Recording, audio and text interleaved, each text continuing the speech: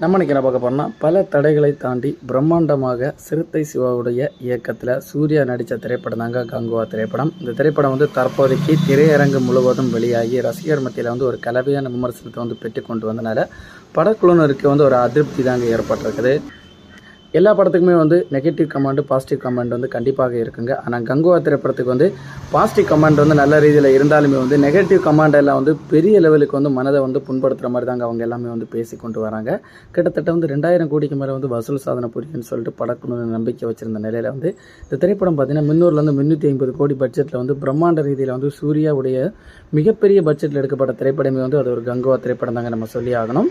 பிரம்மாண்டம் மற்றும் பல தடைகளை தாண்டி வெளியான கங்குவா திரைப்படம் தற்போதைக்கு 150 கோடியை தாண்டறதுக்கே ரொம்பவே முக்குதுந்தாங்க நம்ம சொல்லி ஆகணும். கிட்டத்தட்ட 5 நாட்கள் ஆகுதுங்க. இந்த திரைப்படம் 160 கோடி வரைக்கும் தாங்க தற்போதைக்கு வசூல் சாதனை புரிஞ்சிருக்கு குறிப்பிடத்தக்கதுங்க.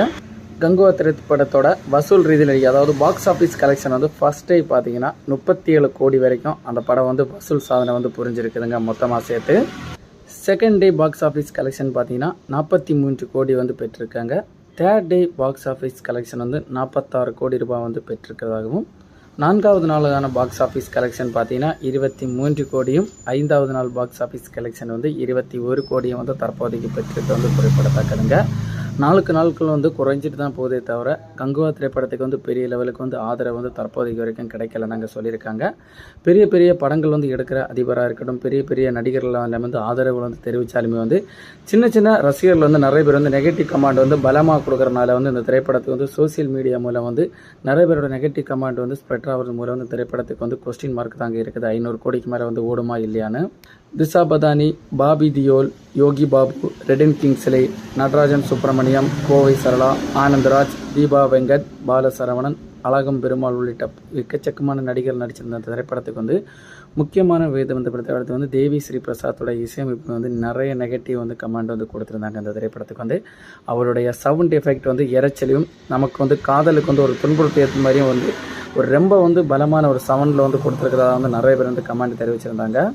2 ஆண்டுகள் கடும் தயாரிப்பில் உருவான கங்குவா திரைப்படம் நீங்கள் பார்த்தீங்கன்னா சூர்யாவுக்கு 2023 எந்த திரைப்படமும் வராமல் 2024 எண்டில் கங்குவா திரைப்படம் வெளியாயிருந்துங்க.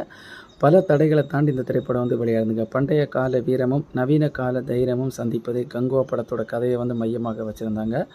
1000 ஆண்டுகளுக்கு முன்பு தனது மக்களை காப்பாற்ற ஒரு பழங்குடி போர் வீரனின் கடுமையான போராட்ட நிகழ்வு ஒரு நிலவும், அது மட்டும் இல்லாமல் நிகழ்காலத்தில் ஒரு நிழல் காவலரின் ஆபத்தான தேடலும் மர்ம முறையில் இந்த திரைப்படத்தை உருவாக்கியிருக்கிறது குறிப்பிடத்தக்கதுங்க. பண்டைய காலமும் நிகழ்காலத்தையும் ஒருங்கிணைக்கிற மாதிரிப்பட்ட கான்செப்டில் எடுக்கப்பட்ட கங்குவா திரைப்படம் தற்போதைக்கு ஒரு இயக்கத்தில் தாங்க இருக்குது நம்ம சொல்லியாகணும். முடிஞ்ச வரைக்கும் இந்த திரைப்படத்தை நீங்கள் திரையரங்கில் சென்று ஆதரவு தெரிவிச்சுக்குவாங்க. ஏன்னா கங்குவா திரைப்படம் நிறைய பேர் சொல்லியிருக்காங்க ஸ்பீடாக நல்லபடியாக அவங்க கொடுத்துருக்காங்க. செகண்ட் பார்ட் அவங்க முக்கியத்துவம் கொடுக்கறதுக்காக ஃபஸ்ட் பார்ட் இப்படி எடுக்கப்பட்டிருக்குன்னு சொல்லியிருக்காங்க. தற்போதைக்கு இந்த திரைப்படம் 12 நிமிஷம் ட்ரிம் பண்ணியிருக்கதாக சொல்லியிருக்காங்க. முடிஞ்ச வரைக்கும் இந்த திரைப்படத்தை நீங்கள் திரையரங்கில் டைரக்டாக செஞ்சு ஆதரவு தெரிவிச்சுக்கோங்க.